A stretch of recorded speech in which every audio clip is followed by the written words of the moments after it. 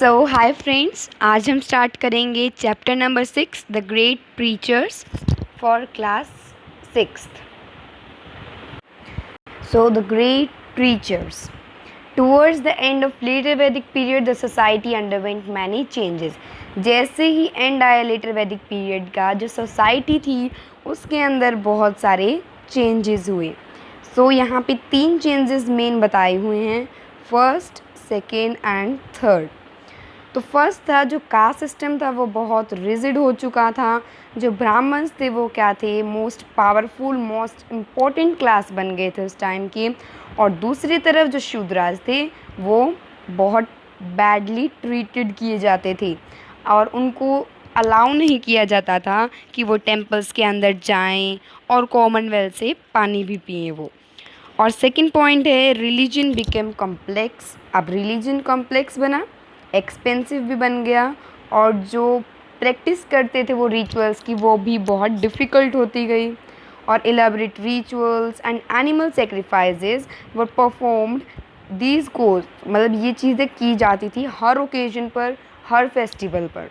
तो ये चीज़ें, इन चीज़ों से क्या हुआ, जो फाइनेंशियल हार्डशिप्स थी कॉमन पीपल के बीच, वो बहुत ही मुश्किल हो गया था कॉमन पीपल के लिए।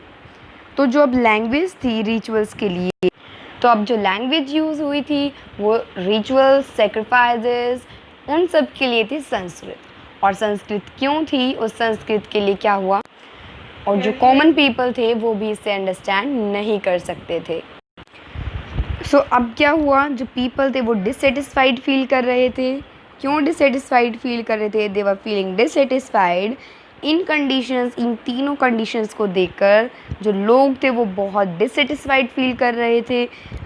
उनका विश्वास किस चीज़ में था कि बिल्कुल ट्रूथफुल लाइफ जीनी चाहिए and we have to lead a very simple life, और इन रिचुअल्स को और सेक्रीफाइसेस को करने में कुछ नहीं रखा। तो गौतम बुद्धा और वर्धमान महावीरा, ये दो ऐसे थिंकर थे जिनकी थिंकिंग इन 3 चीज़ों से रिलेटेड थी कि ये 3 चीज़ें नहीं होनी चाहिए, इसकी अपोजिशन में थे वो। तो अब क्या हुआ, दिस स्टार्टेड रिफॉर्म मूवमेंट्स। अब इन्होंने क्या किया, मूवमेंट स्टार्ट कर दी रिफॉर्मेशन के लिए। और क्यों किया ये, क्योंकि अब वो पूरी तरह से थक चुके थे, रिड हो चुके थे जो ये इविल प्रैक्टिसेस थी इन द सोसाइटी। और उनकी टीचिंग्स ने क्या राइज दिया, उनकी टीचिंग्स ने 2 रिलीजन्स को क्या दिया, बढ़ावा दिया। और वो रिलीजियंस क्या हुए, राइज हुए, और उनका नाम क्या क्या था। The one religion was Buddhism and the another was Jainism. So now we are going to do about Buddhism. Early life कैसी थी गौतम बुद्धा की, अब हम वो स्टडी करने वाले हैं। तो गौतम बुद्धा क्या थे, एक क्षत्रियास के प्रिंस थे, और वो बोर्न हुए थे एज सिद्धार्था। उनका रियल नेम सिद्धार्था था। In 1563 BCE at Lumbini. Lumbini is a name of the place where Gautam Buddha was born. Okay. Now he also got married and he also had a son. According to a legend, means according to a legend thinking, he saw the four sides. So now according to a legend, he saw 4 sides which changed the outlook, this outlook of seeing the life. First was the old man, when he saw the old man, then a sick man, and then a dead body and an stick. Okay. So now the first 3 sides made Siddhartha, means Gautam Buddha, realize that the world is generally full of sufferings, a lot of sufferings, and the 4th side who seemed unaffected by the pain around him. और जो 4th side थी उन्होंने इसको बताया कि जो 4th side वाला man है वो क्या है, अनअफेक्टेड है, जो पूरी वर्ल्ड में पेन है उससे। तो Siddhartha realise that this is a way. तो जो 4th सीन उसने देखा तो उसने सोचा कि यही एक रास्ता है जिससे कि हम किसी की सफरिंग्स को एंड कर सकते हैं। And he left his home and became an aesthetic. Now Siddhartha wandered for 6 years. almost, and One day he sat on a under a peepal tree. One day he was moving all round and he sat under a peepal tree, and that is in Gaya, and began to meditate. And on the 49th day he attained the supreme knowledge.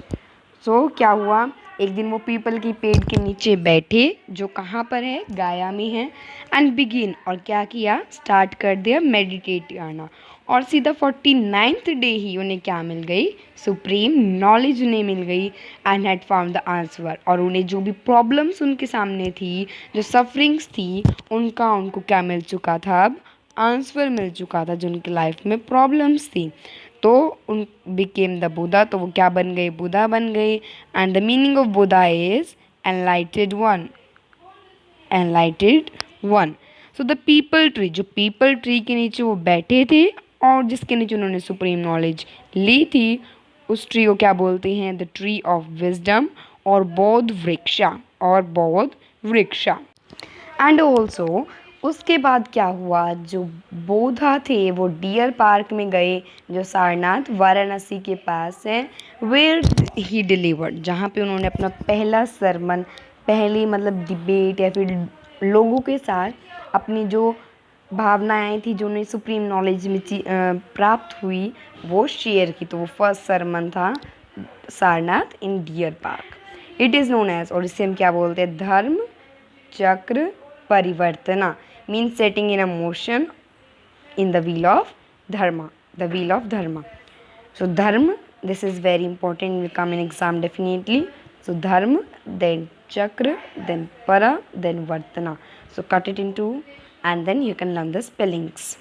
So now moving on forward. So now this is the next page. This is a stupa, this is Dhamak stupa, which is in Sarnath, and this is the only place where Buddha gave his first sermon, SERMON, where he gave this first sermon. Now moving on forward, after the picture he wandered means वो एक जगह से दूसरी जगह बढ़ के, place to place, क्या preach करते हुए, क्या सिखाते हुए, क्या बोलते हुए, लोगों को अपना मैसेज बताते हुए, और 1483 BCE, ये CE नहीं है, क्या ये BCE, BC means before the birth of Christ. So at the age of 80, now his age is of 80, and the Buddha passed away at Kushinagar in Uttar Pradesh. So and he was born in Lumbini and passed away in Kushinagar, which is a place in Uttar Pradesh. Now we are going to start the teaching, that what were the teachings. Now the main principle or the main focus of Buddhism are contained in the Four Noble Truths and the Eightfold Path. Means generally जो भी सारी teachings हैं वो Four Noble Truths और Eightfold Path के अंदर ही contained हैं. So now we are going to start the Four Noble Truths कि Four Noble Truths के अंदर क्या था. First, the world is full of sufferings. जो पूरा world है वो suffering से भरा पड़ा है. अब जो desires हैं वो sufferings को cause करते हैं, और अगर हमें किसी की sufferings को end करना है, टू एंड दीज सफरिंग्स, इन सफरिंग्स को एंड करने के लिए हमें अपने डिज़ायर्स के ऊपर क्या करना पड़ेगा, ओवरकम करना पड़ेगा. और अगर हमें अपने डिज़ायर्स को एंड करना है, अब हमें अपने डिज़ायर्स को एंड करना है तो हमें 8 फोल्ड पाथ करना होगा. सो अब हम करेंगे 8 fold path. First is right thought, right belief, right speech, right action, right means of livelihood, and right effort, right memory, right meditation. So once again we are going to do right thought. सही thoughts होने चाहिए, सही beliefs होनी चाहिए, सही speech, जो हम actions, हमारे जो स्पीच हैं वो सही होने चाहिए, जो लिवलीहुड है वो हमारे क्या होना चाहिए, राइट होना चाहिए, और जो राइट एफर्ट, जो हम एफर्ट्स लगा रहे हैं वो करेक्ट होने चाहिए, और जो राइट हमारी मेमोरी होनी चाहिए वो राइट होनी चाहिए, एज वेल एज हमारी मेडिटेशन भी राइट होनी चाहिए. अब बुद्धा क्या बिलीव करते थे? वो बिलीव करते थे कि जो 8 फोल्ड पाथ है वो क्या है? मिडल पाथ है। वो क्या है? मिडल पाथ है to lead a balance life. अगर हमें एक बैलेंस्ड लाइफ जीनी है तो हमें 8 फोल्ड पाथ को क्या करना चाहिए? अपने जीवन में लेके आना चाहिए और उसको फॉलो करना चाहिए। Life of moderation also, or if we have to live a balanced life. He said that a person should neither live in great luxury nor he should give up everything and suffer. तो उनका कहना क्या था कि ना तो एक बंदे को, ना तो एक पर्सन को बहुत लग्जरी लाइफ जीनी है, बहुत राजा महाराजा वाली ग्रेट लग्जरी लाइफ जीनी है, और ना ही अपना सब कुछ छोड़ छाड़ के सफ़र खुद दुख में जीना है। उन्हें क्या करना है? Such balance in life would help in individual to attain moksha and nirvana. So moksha और nirvana means मोक्ष प्राप्ति, निर्वाणा। इस दुनिया से जाएं हम तो हमें क्या मिले? हम ऐसी जगह जाएं हमें मोक्ष प्राप्ति हो जाए, जैसे हम स्वर्ग भी करते तो हमें मोक्ष प्राप्ति या निर्वाणा मिल जाए। जो बुद्धा थे वो अप्रूव नहीं करते थे रिचुअल्स और एनिमल सेक्रीफाइसेस को। उन्होंने इसको अपोज किया। उन्होंने कहा कि ये सारी रिचुअल्स और सेक्रीफाइसेस नहीं होने चाहिए। उन्होंने स्ट्रेस किया अहिंसा पर और नॉन इंजरी, मीन्स अहिंसा या non injury for all living things, चाहे वो कोई भी चीज़ क्यों ना हो। The Buddha believe that our actions determine the kind of life we would lead. जो हमारे एक्शंस है, जो हम काम कर रहे हैं, वो ही बताएंगे कि हम किस तरह की लाइफ लीड करेंगे, हमारी लाइफ कैसी होने वाली आगे। तो अगर हम गुड डीड्स, हमारे अच्छे काम होंगे, अच्छे कर्म होंगे तो हमें रिवॉर्ड्स मिलेंगे, और अगर हमारे ईविल डीड्स या बैड डीड्स होंगे तो वी विल बी पनिश्ड, हमें पनिशमेंट मिलेगी, we will be punished. So the Buddha oppose the caste system. उन्होंने कास्ट सिस्टम को अपोज किया एंड प्रीच्ड इक्वालिटी, और उन्होंने इक्वालिटी प्रीच किया, सभी ह्यूमन बीइंग्स की इक्वालिटी को प्रीच किया उन्होंने। सो इक्वालिटी होनी चाहिए for all living beings, means equality होनी चाहिए सभी लिविंग बीइंग्स के लिए।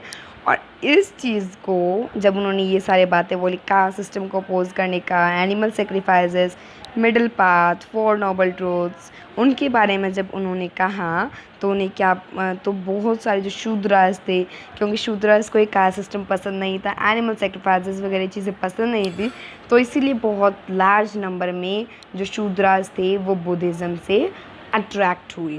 तो आज हम इतना ही करेंगे, कल हम रिलीजियस टेक्सेस करेंगे और डिक्लाइन तक करेंगे हम।